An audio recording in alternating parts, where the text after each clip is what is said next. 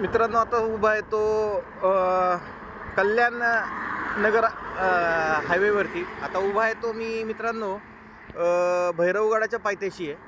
समोर दिसतोय तो भैरवगड आहे आणि त्याच्या पायथ्याला बघा सुंदर असं हे आहेत आपली शेतं आहेत. आणि आता उन्हाळा आहे तर मे महिन्याच्या शेवटच्या आठवड्यामध्ये हे बघा सुंदर अशा रीतीने खाचरमध्ये भाजणी केलेली आहे भात नावल्यासाठी.